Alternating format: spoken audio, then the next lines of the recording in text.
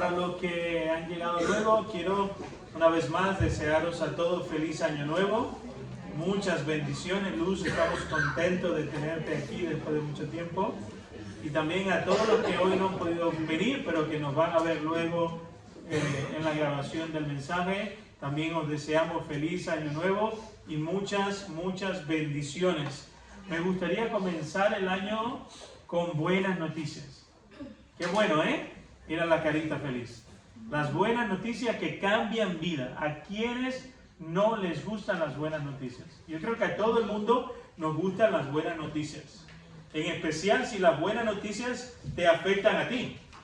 Bueno, nos alegramos de las buenas noticias de mucha gente. Oye, fulano, ayer conocí a alguien y me dijo, mira, llevamos muchos años deseando tener hijos, no habíamos podido, y mi esposa ya con 43 años, cuando creíamos que no íbamos a tener hijos, pues ha quedado embarazada. Y nos alegramos un montón. Y otro me contó, oye, mira, no me tocó la lotería este año, pero me pasó esto y aquello, y nos alegramos también con él.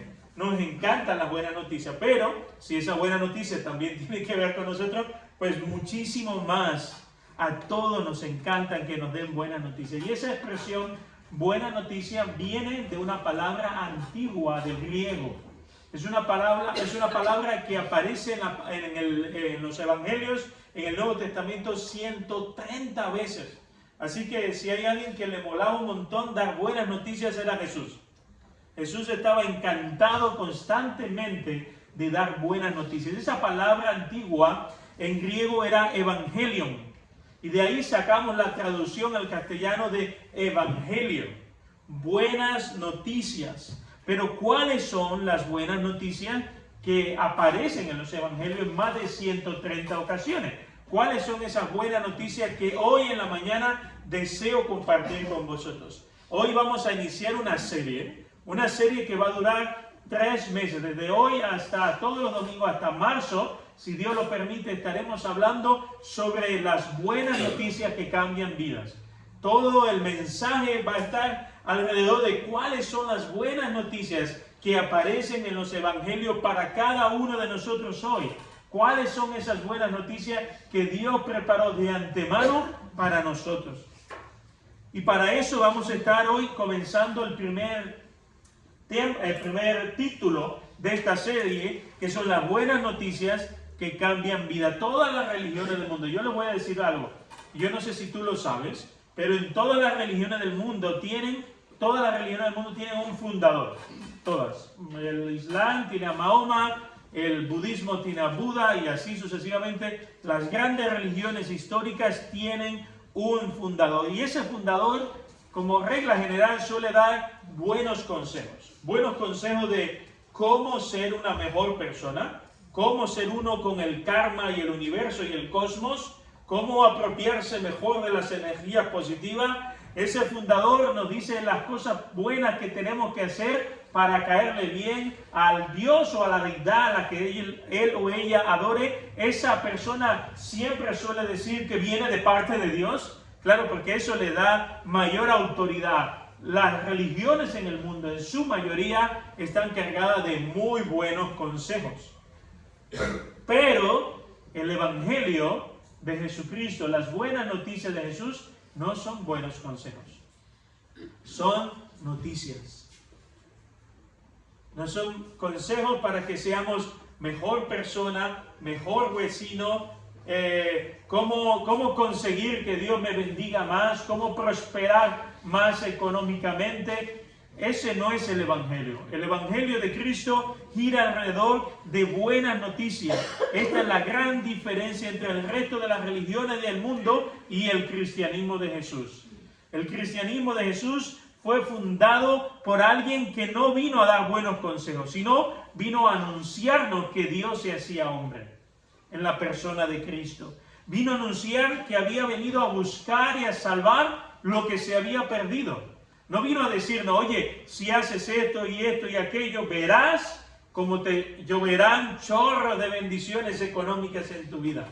Verás que todo te irá bien y tú le caerás bien a todos tus vecinos. No. Vino a decirnos que Él vino a buscar y salvar. Esa era una gran buena noticia. Él vino a buscar y salvar lo que se había perdido. tiene otra gran buena noticia. Vino a proclamar el año del favor de Dios para los hombres. Jesucristo, Él no solamente trajo buenas noticias, sino además, Él no es que recibió de Dios, sino que Él es Dios entre nosotros. El cristianismo es lo opuesto a todas las demás religiones, no porque da buenos consejos sobre cómo encontrar a Dios, sino todo lo contrario, anuncia las buenas noticias de Dios para cada uno de nosotros. Son muchas las personas que han crecido en diferentes ramas del cristianismo. El catolicismo, el anglicanismo, la iglesia cristiana ortodoxa, la iglesia copta, el evangelicalismo, el protestantismo y muchas vertientes más del cristianismo. Que aunque han bebido desde pequeños las enseñanzas de Jesús, mucha gente, probablemente miles o millones de personas, nunca han llegado a comprender realmente el Evangelio de Cristo. Han escuchado todas las enseñanzas, incluso han creído y han comprendido de cómo conseguir, de qué manera ellos pueden conseguir ser personas morales, éticas, correctas, buenos cristianos, pero nunca han llegado a comprender el mensaje central del Evangelio de Cristo.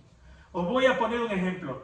El famoso predicador del siglo XIX, Charles Spurgeon, él cuenta que él nació en un hogar donde su papá era pastor, su abuelo era pastor, y dice que si él tiraba hacia atrás, su familia descendía de los puritanos.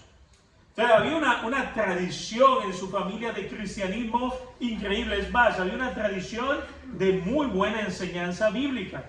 Y él cuenta que desde pequeño siempre recibió la palabra de Dios. Pero no fue hasta un día que tuvo una experiencia en su adolescencia que fue transformado, que fue cambiado. Él cuenta que iba de camino a la iglesia y hubo una tremenda nevada y se tuvo que meter en una pequeña parroquia ahí cercana a su casa porque no había dónde ir. La nieve no le permitía llegar a su destino, que era la iglesia que él pensaba ir ese día.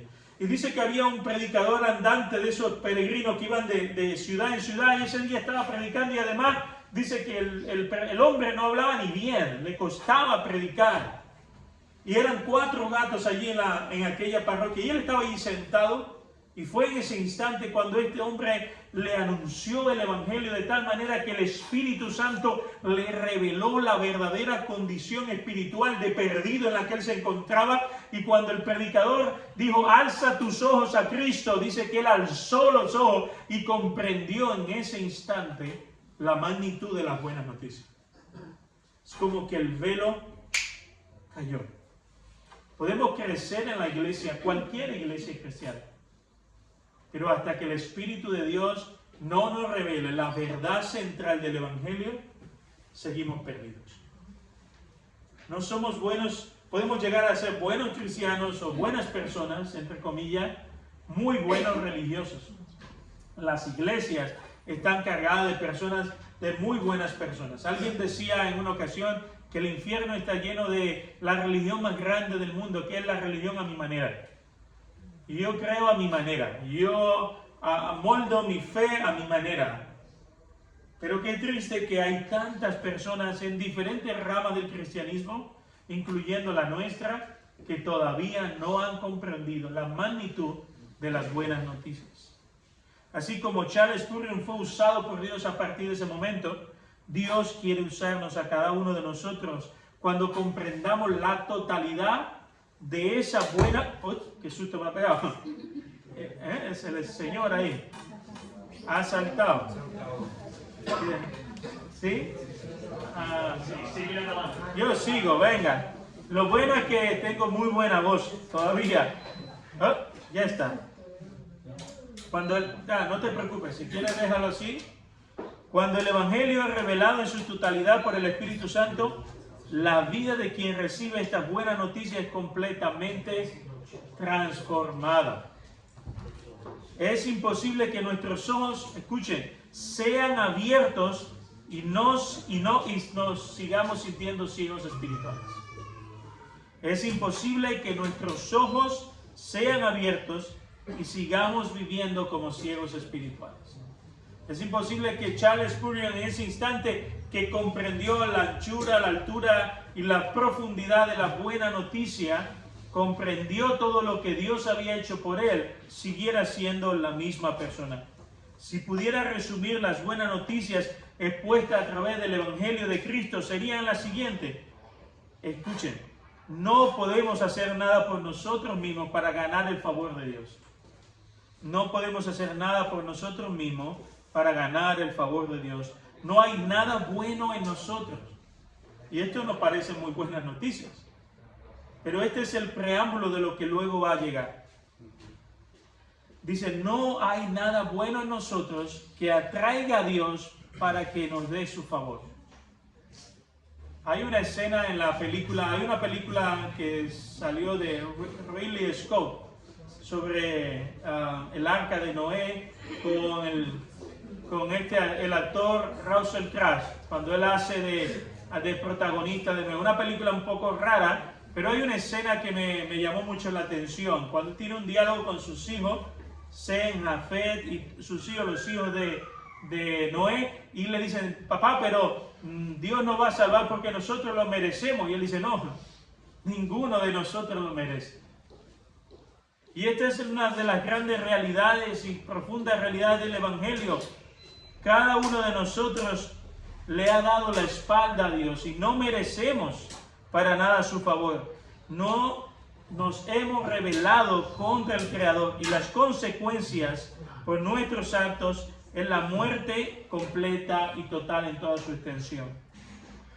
Es interesante. Ahora estaba pensando, porque también al igual que vosotros me distrae el enciende y apaga. Pero estaba pensando, digo, Señor, es increíble lo que hace Satanás cuando sabe que se va a predicar el Evangelio. Es eso. No es cualquier cosa. No tenemos nada raro en la iglesia, no hay nada raro encendido. Solo la predicación de la palabra de Dios. Y es interesante, ¿no verdad? Como nuestro enemigo espiritual siempre va a tratar de que nos distraigamos, no escuchemos, no prestemos atención y tengamos la mente en otras cosas. Así que, ya que están los ingenieros allí trabajando, vamos a intentar nosotros prestar atención y vamos a dejar ahí a uno solo, porque veo varios ingenieros allí. Bueno, por último, la muerte es la consecuencia por vivir enemistado con Dios. Es la consecuencia por vivir enemistado con Dios. Pero no solo la muerte física que viene como resultado del pecado, sino también la muerte espiritual, que es la desconexión. Es como cuando estás en la UCI y te llenan de tubos y cables, ¿no? Pues imagínate que te desconectan de todo eso, estás muerto. Pues así es la muerte espiritual. Cuando tú estás muerto espiritual, estás desconectado de la vida, que Dios es la vida. Jesús hablaba de sí mismo como la vida. Entonces, cuando estás muerto espiritual, lo que está sucediendo en tu alma es que hay una desconexión espiritual con Dios. Hay una desconexión de la vida, con la vida. Y eso es increíble, porque muchas veces queremos que las personas comprendan las buenas noticias del Evangelio. Y ese es el deseo de nuestro corazón. Pero la realidad es que a menos que Dios les dé vida, no pueden comprenderlos. A menos que Dios le dé el don de la fe, no pueden comprenderlo. Así que en gran medida tenemos la responsabilidad de orar para que Dios dispense el don de la fe a aquellos a los que le estamos anunciando las buenas noticias. Porque ellos están muertos en sus pecados, separados y desconectados por Dios. Y por último, la muerte eterna. Aquella que no es otra que vivir eternamente separado del Dios amoroso, del Creador de los cielos y de la tierra. Yo no sé, cada una de ellas es mala. Alguien diría, no, la eterna porque es toda la eternidad, pero qué malo es vivir en esta vida vivo, pero a la vez con espíritu muerto.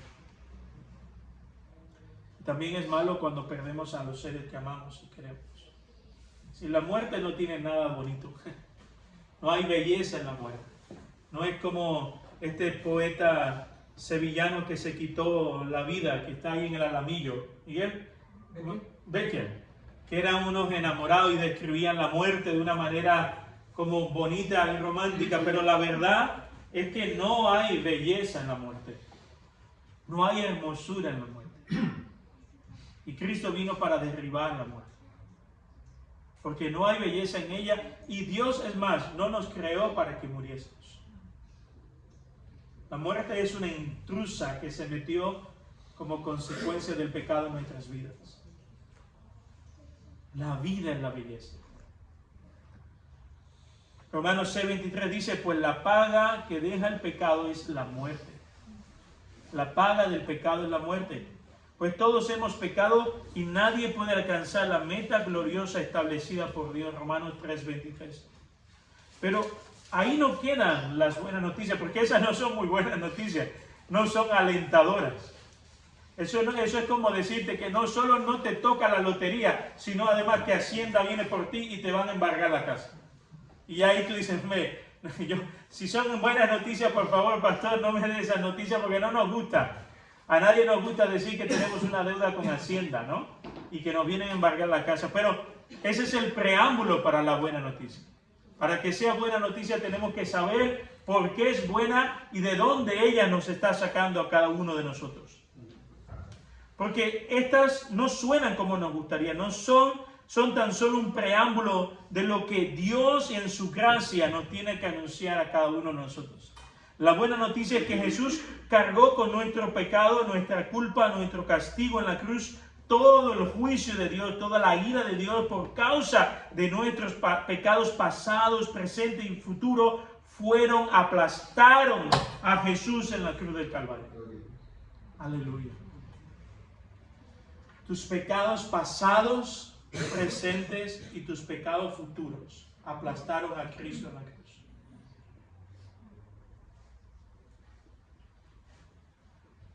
No suenan tan bonitas estas noticias tampoco, pero son las buenas noticias.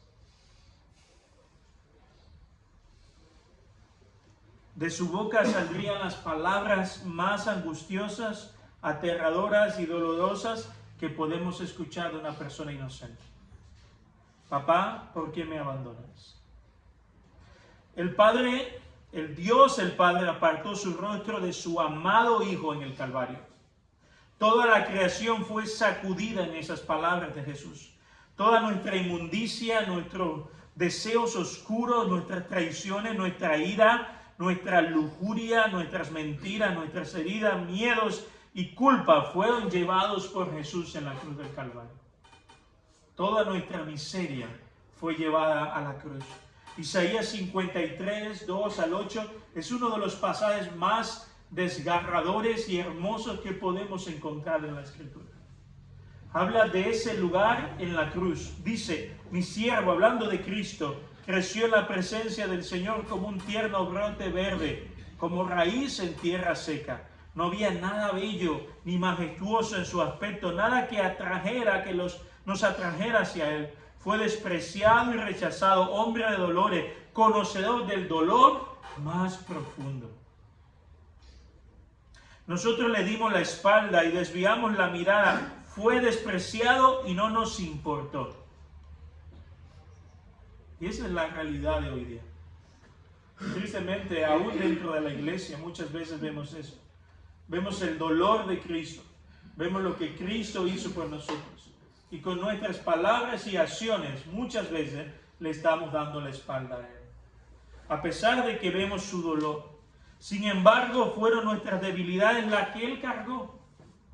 Y si tú pudieras en esta mañana enumerar tus debilidades, yo tengo una lista de las mías. Yo conozco las mías. Y probablemente tú conoces tus debilidades, tus adicciones, tus miedos, tus vergüenzas, tus culpas, tu necesidad de aceptación, tu dolor, tus traiciones, tus heridas, tu falta de perdón, tu falta de restauración, la culpa que te corroe, te condena y te machaca en la cabeza. Tú la conoces, pero dice Isaías, fueron nuestras debilidades la que Él cargó. Fueron nuestros dolores lo que lo agobiaron. Y pensamos que sus dificultades eran un castigo de Dios, un castigo por tus pecados y mis pecados. Cristo cargó por tu culpa la cruz del Calvario. Cristo asumió en la cruz del Calvario lo que tú y yo nos merecíamos. La paga del pecado es la muerte.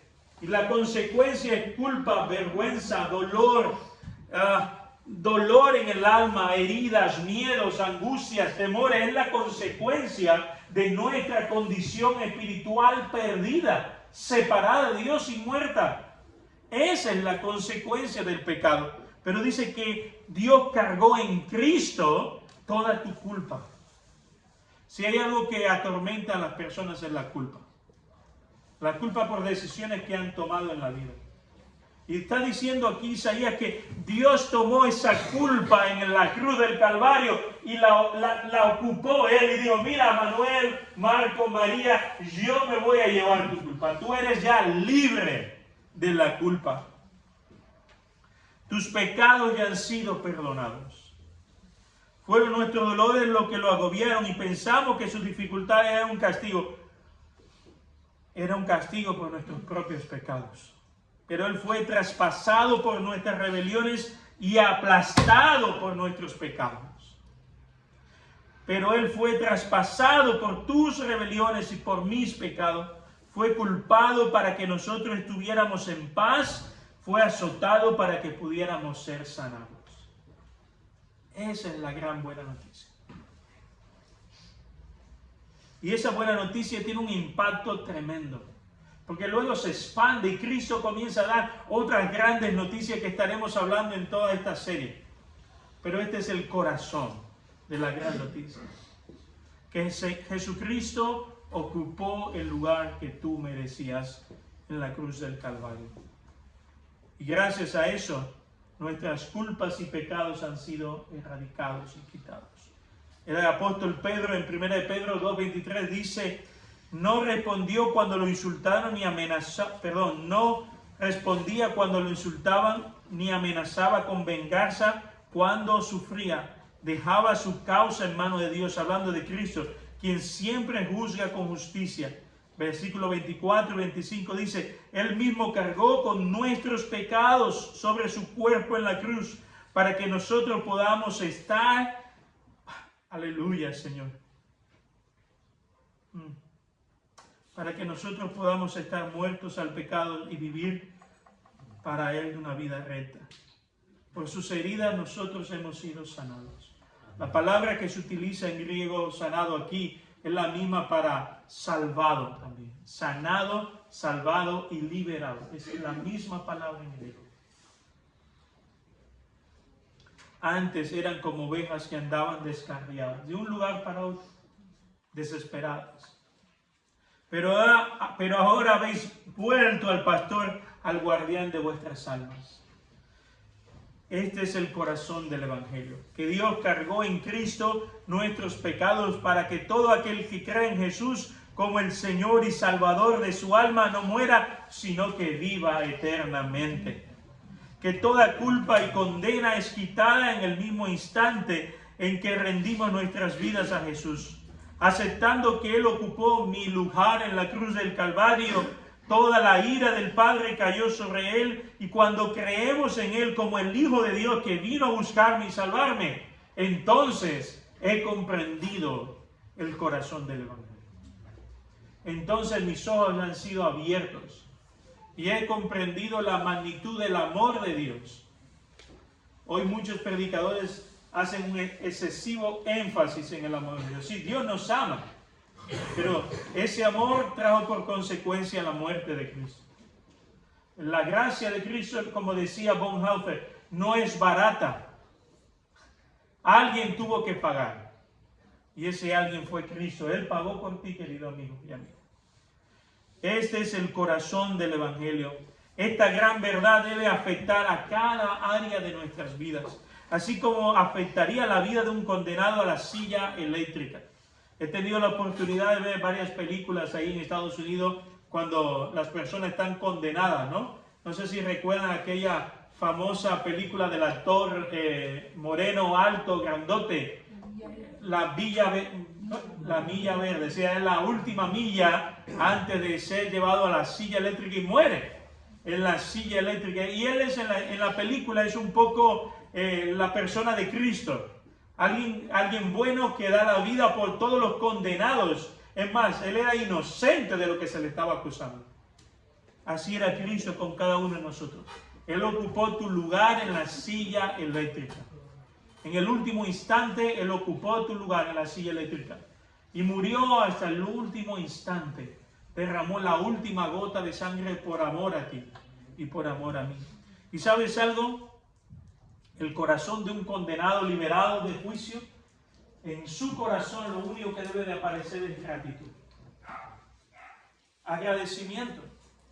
No me puedo imaginar ese instante, segundo antes, en que te ponen la capucha esta en la cabeza y ya sabes que vas a morir. Y instantes alguien llama, como en las películas, el teléfono y dice, un momento, liberen al condenado. Y tú dices, pero yo sé que soy culpable. Sino hay alguien que ha decidido ponerse en tu lugar. Eso no puede producir en nosotros más religión, ni el anhelo de ser solo buenas personas. Si soy consciente de que Dios en Cristo me liberó de la muerte física, espiritual y eterna, en mi corazón tiene que haber un anhelo de danzar con Dios en gratitud constantemente. A partir de ahora, todo lo que hago y deseo no es porque tengo que cumplir un buen consejo para ser un buen cristiano, sino sencillamente soy tan agradecido que en el instante final, antes que sonara la campana y bajara la electricidad, alguien, Cristo Jesús, dijo, yo voy a ocupar su lugar. Señor, pero yo soy culpable, pero aún así, por amor a ti, porque sé que tú eres incapaz de librarte del juicio eterno, y yo voy a ocupar tu lugar en la cruz del Calvario. Quisiera poneros dos ejemplos. Dos ejemplos en lo que he estado pensando en esta semana, que he dicho, mira, cuando alguien es consciente de esta realidad, de que estoy condenado, de que voy a morir en el último instante, recibo por gracia el regalo de que, no de que se va a cancelar, porque esto es interesante, porque existe la posibilidad de un indulto, ¿no? Aquí en España, que sabemos tanto ya de indulto, existe la posibilidad de un indulto y llama al rey o al presidente de Estados Unidos, como ha hecho con su hijo, y dice, lo indulto, y te libras de la muerte. Pero aquí no hay un indulto. Dios no te está indultando de tu castigo. Dios está ocupando tu lugar. Alguien tiene que pagar para que se haga justicia. Y Cristo está ocupando tu lugar en la cruz del Calvario para que ahora tú vivas. Esa es la gran buena noticia. Ahora, cuando alguien, sus ojos, el Espíritu Santo abre sus ojos y dice, ahora comprendo, ahora entiendo de que yo estaba destinado a morir eternamente, alejado de Dios y de las personas que me han precedido, que aman a Cristo, separado eternamente de Dios y viviendo una vida como un zombie espiritual, porque estoy muerto espiritualmente, y Dios ha venido y me ha enchufado vida, me ha salvado, me ha cambiado, me ha dado nuevas oportunidades más, ha quitado la culpa que me atormentaba, ha quitado el dolor, la traición, las heridas, todo el daño que yo he hecho ha sido borrado, y me ha dicho, ¿sabes qué, hijo y hija mía? Hoy vas a empezar de nuevo. Eso es el Evangelio. No son consejos, son grandes y buenas noticias. Y cuando eres consciente de esa verdad, tu vida tiene que cambiar. Tu vida no puede seguir siendo la misma.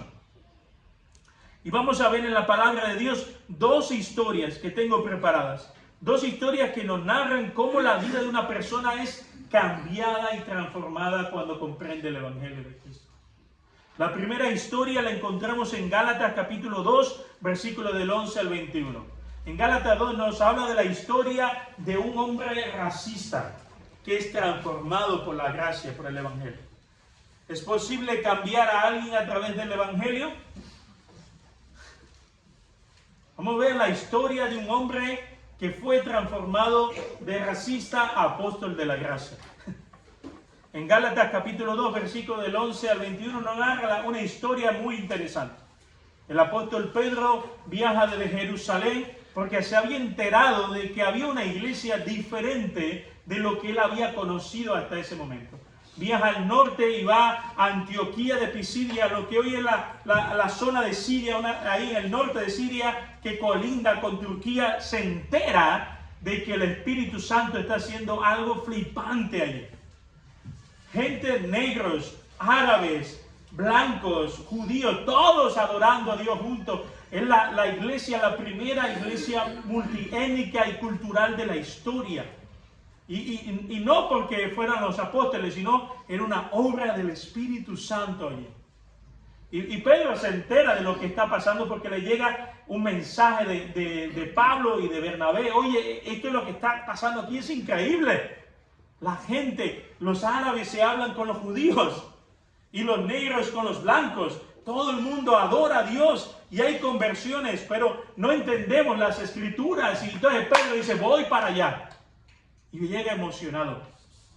Comienza a pasárselo pipa, dice, esto de verdad que es obra de Dios. Pero de repente, cuando él está pasándoselo bien, se entera que llega otra delegación de la iglesia de Jerusalén. Todos judíos.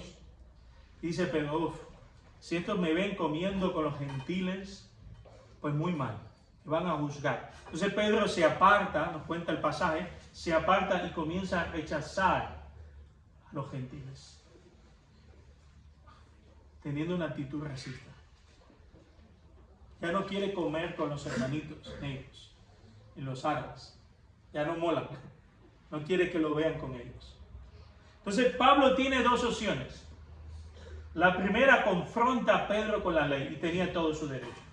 La palabra de Dios en el libro de Levítico nos manda a amar a nuestro prójimo. Y Pablo podía decir, oye Pedro, mira lo que dice la ley. Y doblegar su vida.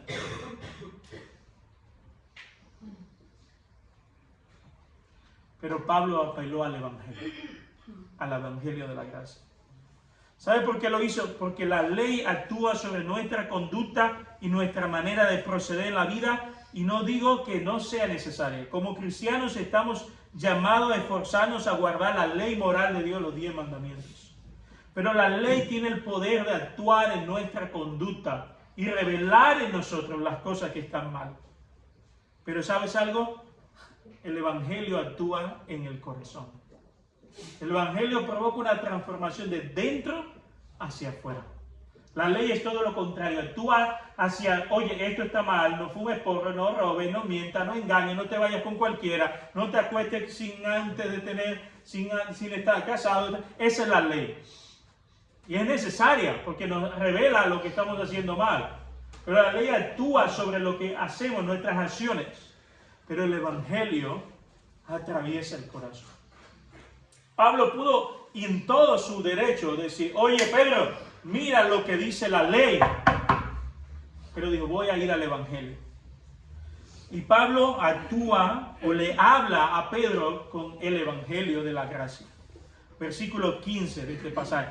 Tú y yo somos judíos de nacimiento, no somos pecadores, entre paréntesis, como los gentiles. No somos iguales que ellos, Pedro. Estamos perdidos igual. Sin embargo, sabemos que una persona es declarada justa ante Dios por la fe en Jesucristo y no por la obediencia de la ley. Y nosotros hemos creído en Cristo Jesús para poder ser declarado justo ante Dios por causa de nuestra fe en Él. Y no porque hayamos obedecido a la ley, pues nadie jamás será declarado justo ante Dios mediante la obediencia de la ley. Mi antiguo yo ya ha sido crucificado, Pedro, en Cristo. Ya no vivo yo, sino ahora vive Cristo en mí. Así que vivo en este cuerpo terrenal confiando en el Hijo de Dios, quien me amó y se entregó a sí mismo por mí. Yo no tomo la gracia de Dios como algo sin sentido, Pedro. Pues si cumplir la ley pudiera hacernos justos ante Dios, entonces no habría sido necesario que Cristo Jesús muriera. Pablo apunta a Cristo. Y su buena noticia de que tanto gentiles como judíos son recipientes de la gracia de Dios. Nadie es salvo por las obras de la ley. Es decir, nuestra conducta moral o recta no nos salva a nadie. Solo somos salvos por la gracia de Cristo. Fue el evangelio el que cambió el corazón de Pedro de un judío racista a un apóstol de la gracia. Ese es el maravilloso poder del Evangelio. El Evangelio actúa con el corazón. Si alguien que lo comprendió y lo entendió fue Martin Luther King. Él comprendió el Evangelio de la gracia. Cuando la policía ahí en Selma los machacaba y los apedreaba y los vejaba y los encarcelaba, Martin Luther King hablaba del Evangelio de la gracia, de la no violencia, de actuar como Cristo. Y ese mensaje transformó a toda una sociedad, a toda una generación sumida en su gran mayoría en el sur de Estados Unidos, en la vergüenza del racismo. Fue cambiado por el poder del mensaje del Evangelio de Cristo. Eso es increíble, porque el Evangelio actúa con tu corazón. Yo puedo decirte 1000 veces, oye, tienes que arreglar esto con tu mujer. Mira, la ley dice, la palabra dice, pero hasta que tú no comprendes el Evangelio de Cristo y la obra de Cristo en tu vida, no hay cambio. El último ejemplo lo encontramos en Efesios 5. Y este es uno de mis ejemplos favoritos de cómo el Evangelio cambia.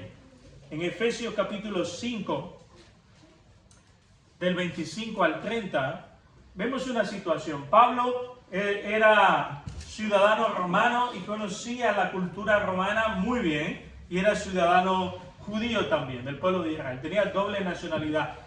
En el siglo I, el matrimonio en ese tiempo, en la cultura greco-romana, era un negocio, como ha sido hasta hace casi 100 años en casi toda la cultura. Era un negocio, era un acuerdo entre dos familias. Sobre todo familias de estratos sociales iguales, o algunas que por alguna razón quisieran beneficiarse, intentaba casar a su hija o hijo con alguien más pudiente que ellos. Pero al final del cabo era un negocio, era un acuerdo entre dos familias.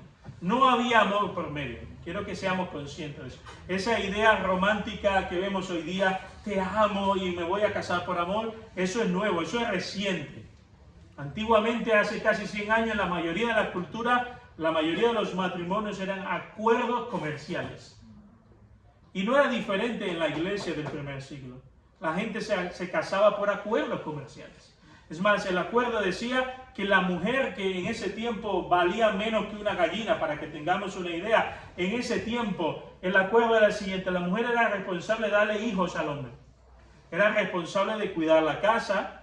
El hombre era responsable de darle al menos 1, 2 o 3 esclavos en la medida de sus posibilidades, y ella debía de administrar muy bien la casa. Era un negocio, era un acuerdo.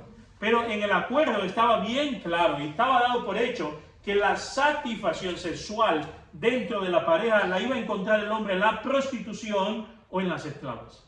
Tanto la mujer como el hombre, eso era algo que estaba claro, no era algo raro. Vemos en las historias de la cultura romana las bacanales, las fiestas romanas, ¿no? Todas esas celebraciones, los prostíbulos eran algo muy común, y sobre todo prostíbulos religiosos, donde la gente cerraba trato teniendo relaciones sexuales con sacerdotisas paganas. Entonces, en el primer siglo, la mujer, además de que apenas tenía ningún valor en la relación matrimonial, estaba claro que ella no era un objeto para satisfacer sexualmente a su marido. Su marido iba a encontrar eso fuera del matrimonio. Entonces me imagino a Pablo comiéndose el coco y diciendo, bueno, ¿cómo cambiamos esta cultura? Una cultura machista, una cultura donde la mujer no tenía apenas ningún valor. ¿Cómo cambiamos las relaciones, que ellos comprendan cuál es el plan de Dios para la intimidad en la pareja? ¿Cómo cambiamos esto? Pablo tenía nuevamente dos opciones. Podía decirle a esos nuevos ciudadanos convertidos romanos, decirle, oye, la ley mosaica dice va, y podía recitar la ley desde el libro de Génesis hasta todo el Pentateuco. Y podía decirle, mira, esto es lo que dice el libro de Levítico acerca del matrimonio. Pero Pablo no hizo eso. ¿Cómo hacer que hombres que no están casados con mujeres a las que inicialmente aman, las comiencen a amar? ¿Cómo cambiar una cultura de rechazo y de vejación y de machismo? ¿Cómo cambiar una sociedad sumergida donde la satisfacción sexual encuentra el hombre en la prostitución o en las esclavas? ¿Cómo cambiar todo un sistema cultural? ¿Sabe cómo lo hizo? Con el Evangelio.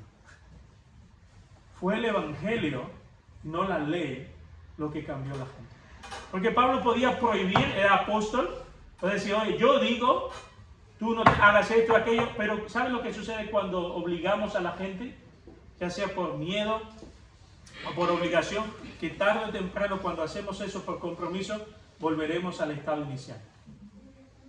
Podemos moldear nuestro carácter por nosotros mismos por un tiempo, pero tarde o temprano volveremos a hacer lo mismo. No hay una transformación interior. Pablo los lleva al Evangelio. Mira lo que dice la palabra de Dios en el 25, 25, 30, y estoy cerrando con esto. Para los maridos, eso significa ame cada uno a su esposa tal como Cristo amó a la iglesia. ¿Qué está diciendo Pablo? Mira a Cristo como te amó, José Manuel. O sí, entiendo. Ahora entiendo, Pablo. Soy amado por Dios. Entiendo de que soy un sucio pecador que se satisface en la prostitución y ahora ese Dios santo me ama. Él entregó su vida por ti a fin de hacerte santo, limpio y lavarte mediante la purificación de la palabra. Lo hizo para presentarte a ti como una iglesia gloriosa, sin mancha, sin arruga y sin defecto. Ahora dice en el versículo 28, y ahora viene el secreto del Evangelio.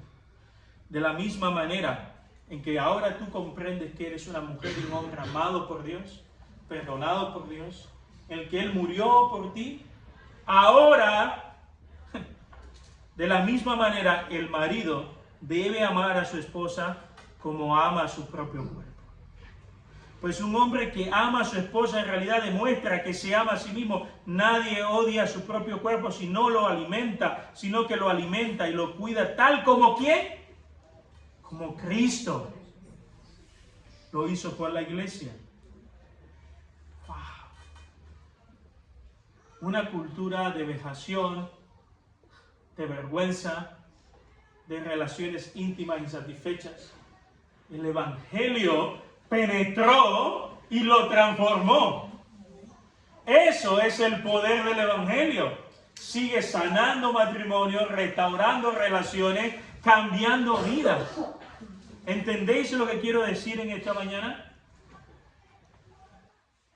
El Evangelio de Cristo son las buenas noticias de un Dios que vino por amor. Vino al mundo a ocupar nuestro lugar. Se hizo uno como nosotros, anduvo como nosotros y entregó su vida por cada uno de nosotros. Nadie te va a amar más que Jesucristo. Nadie. Ni tu padre, ni tu madre, ni tu marido, ni tu mujer, ni tus hijos. Nadie te va a amar más que Jesucristo. Él entregó todo lo que tenía por amor a ti. Estas son buenas noticias que deben de cambiar tu vida, transformar tu vida. Y quiero preguntarte, si tu vida hasta hoy no ha sido transformada por el Evangelio de Cristo, si tu matrimonio, tu hogar, tu casa, tus pensamientos, tus anhelos, tus deseos, todos tus sentimientos no han sido afectados por las buenas noticias del Evangelio de Cristo, yo te invito a que puedas rogar a Dios que abra tus ojos para que puedas comprender la magnitud de todo el Evangelio.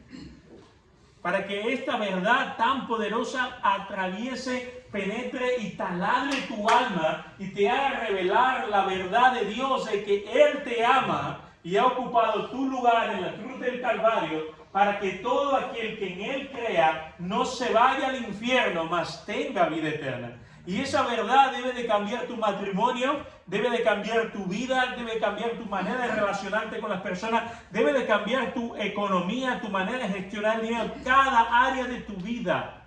Eso es el poder del Evangelio. Es dinamita de Dios, es un explosivo de Dios. Debe de cambiar tu vida. Y si tu vida no ha sido cambiada, querido hermano, es momento de preguntarte, Señor, ¿realmente yo he creído en el Evangelio de Cristo? ¿Realmente soy un hijo, una hija de Dios? Porque si tu vida no da fruto de cambios, entonces es un buen momento para examinar tu corazón y preguntarte si realmente has nacido de nuevo. Si realmente esa buena nueva ha impactado tu vida como lo hizo con Spurgeon, como lo hizo con esos hombres misóginos que los transformó en misóginos, en hombres sacrificados por sus mujeres y su familia. Cambió a un racista capaz de comer y no comer con los gentiles por tal de que no lo vieran. Lo cambió en alguien que impactó su generación hasta hoy día, el apóstol de la gracia. Ese es el poder, la dinamita de Dios, el evangelio de Cristo. Quisiera orar por vosotros hoy.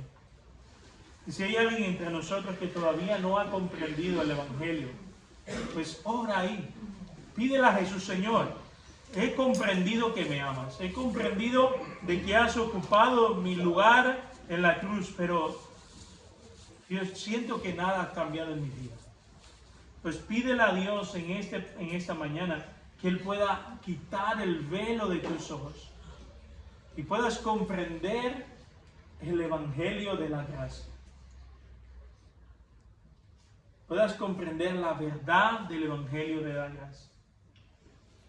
Probablemente hoy, no lo sé, si es tu última oportunidad para escuchar esta buena nueva.